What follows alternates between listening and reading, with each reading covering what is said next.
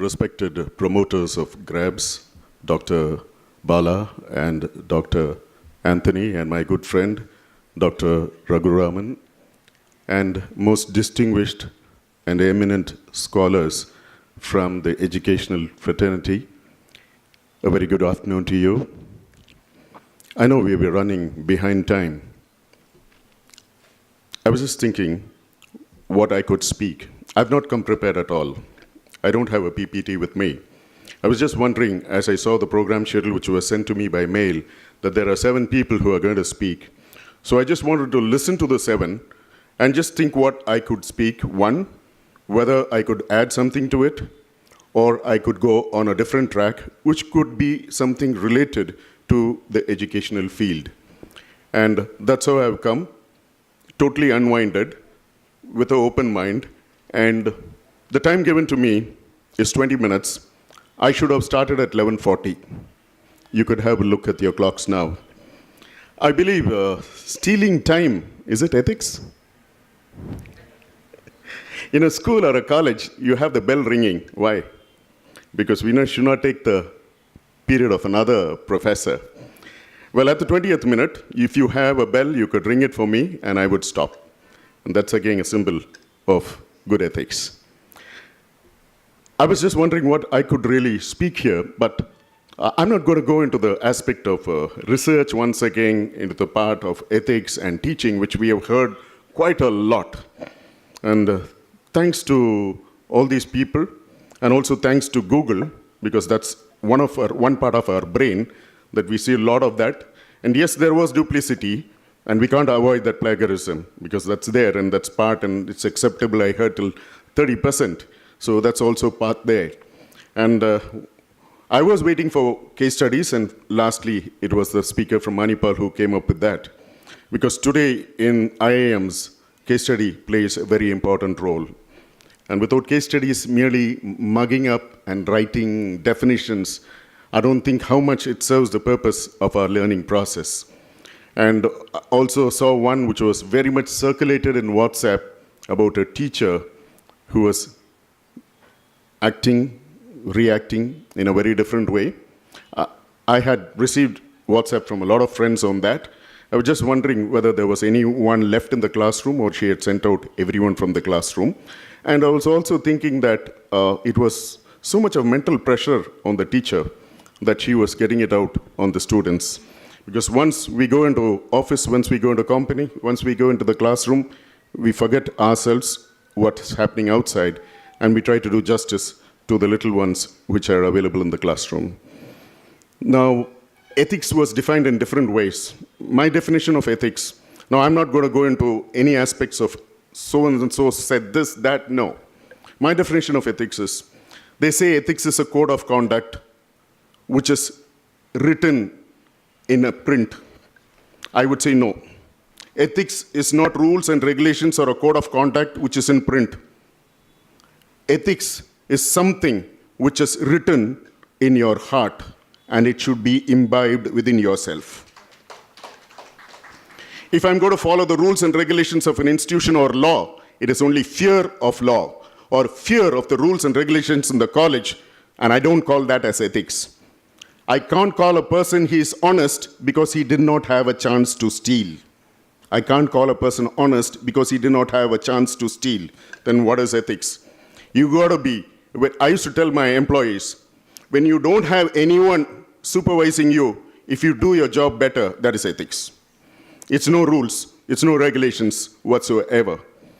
I want to just make a reference to 2 people who have impacted my life as far as ethics is concerned.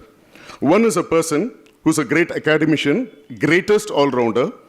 The other person is a school dropout without knowing what is education. The first person I'm referring to is how he touched me on the day of his death. The state of Tamil Nadu came to a total standstill, and reverence was paid from every common man on the road, maybe an auto driver, to just about everyone wherein they kept out his portraits everywhere. He was so eminent, you can just call him and give him all the titles that you can. But why did a person who is a very simple, ordinary, common man on the road, pay such reverence to him?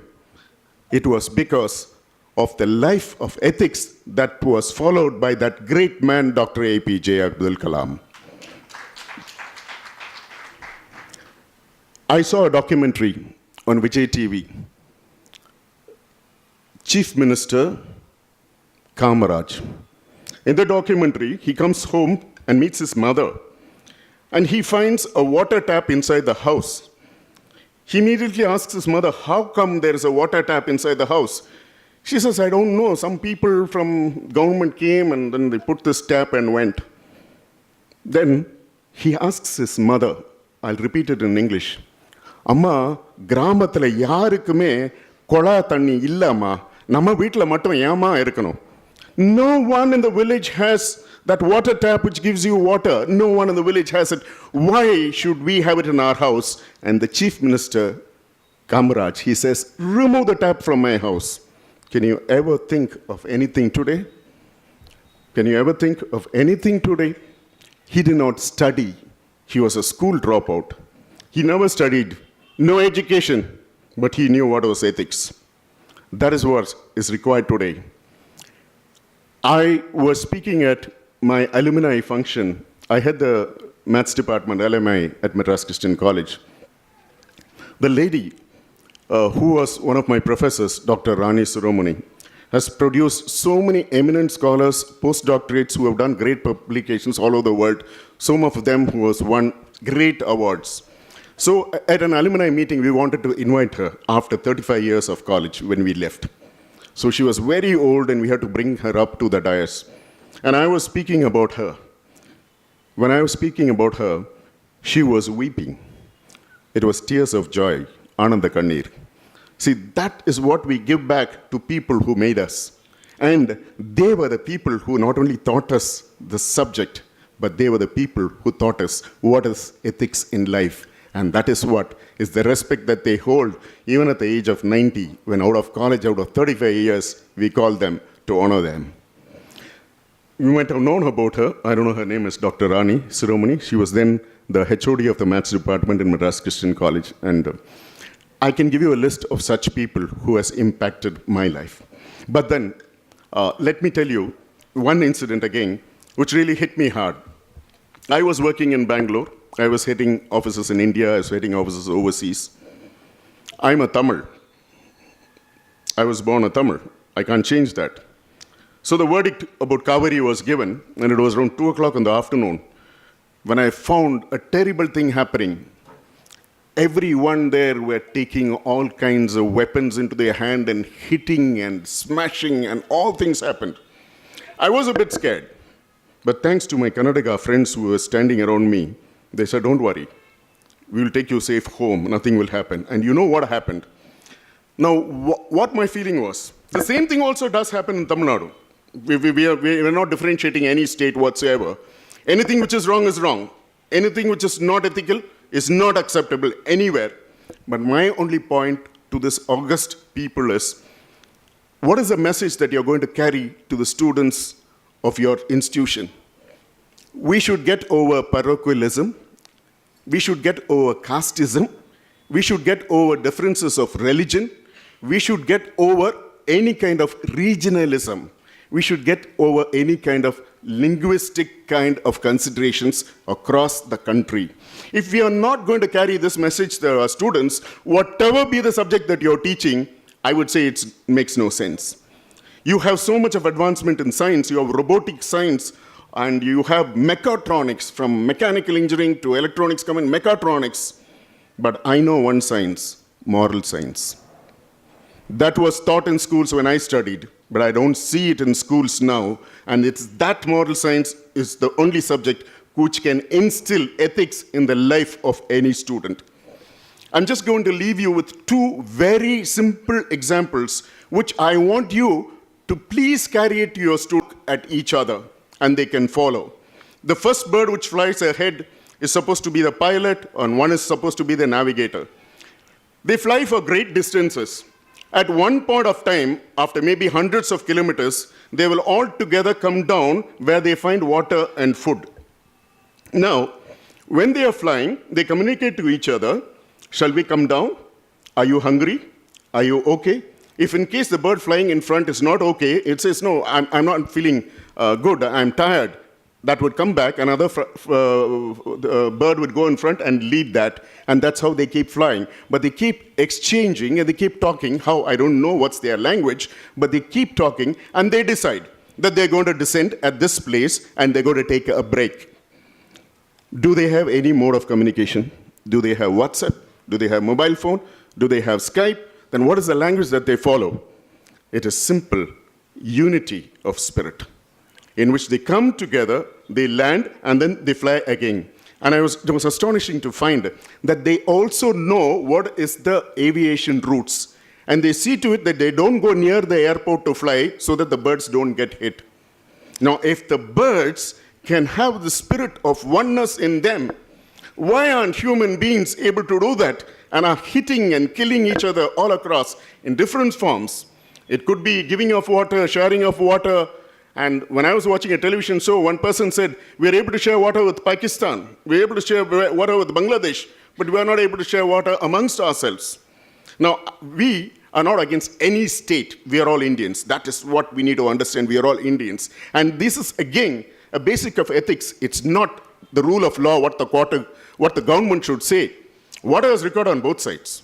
I would tell you, I've seen things there as well as here, what is required on both sides. So what is the point in making a fuss and trying to hit people? I do not accept any kind of violence for a basic requirement of man, which is water. I'll leave you with the last example because I said I would promise you before 20 minutes. We have all heard in school the hare and the tortoise race. We have all heard. In the first case, the race starts. The hare starts running very fast, and he feels the tortoise is coming slow. He gets distracted, so he goes down a tree, something, talks to his friends, and so on. By the time the tortoise reaches the goal. So the tortoise has won the race, and what we learned in school was slow and steady wins the race. That was the first thing. Well, the rabbit or the hare, it called for another race. This is an extended version. And he said, let's run. So the hare decided, this time I'm not going to allow any distractions from anywhere. I'm going to be very focused and I'm going to run. So what happened? It just went, and the hare was there. The tortoise was coming very slow. So what happened? Slow and steady wins the race, was gone. Now it was fast and focused, reaches the goal or wins the race. Then the third race was conducted. The tortoise went to the hare. It said, come on, let's change the track. We're running on the same track. We'll take this route and let's have the race. So the race was on. After some time, the hare was very fast. It went to a place and stood still. It could not carry on. The tortoise reached there. There was a river flowing that side. I don't know if it was Kaveri River. There was a river flowing that side. So the tortoise swam, went to the other side, and the hare lost the race. So what happened? So the tortoise said, I have my own strength which I can use, which you can't use. And then both of them sat together. They said, let's have talks. They spoke. I'll tell you what they spoke. And again, same route, they had the race. The hare walked along with the tortoise because the hare runs fast. It walked along with the tortoise. They came to the river. The tortoise said, hey, my friend, get up on my shell. I'll swim you down. And both of them reached the goal. What did they speak? They spoke of unity in diversity. Because one is an animal which runs very fast. One is a very slow-moving animal. One has a shell, another doesn't have a shell. We have our own plus and minus in life. But only when we go together, when there is teamwork, when there is understanding. Sometimes understanding are missing even in a department. There may be 3 groups. Any department. Corporate sector, whatever educational department that you have, there will be 3 groups, or I don't know, even more. So at least let us inculcate this in the young minds and tell them, this is the future India where we got to get over all these considerations and see that we stand together. Only then we are going to build a real responsible children for the future, and then only our future growth of the country can be established. How will development happen? Only through these young minds, and that was what Dr. APJ Abdul Kalam, the great, was trying to do. I'm so happy about you all. Maybe it's the first time that you're getting an award. or maybe you got many more awards. But let it be my dream, let it be our dream, that through crabs, say in a decade or more than a decade, you people should win awards at the national level. If not, let my dream come true, that let me see at least from 10 years from now, or 15 years or 20 years, if there could be at least one here would become a serious like Chandrasekhar and get a Nobel Prize. That will be the greatest of all. Thank you for your time.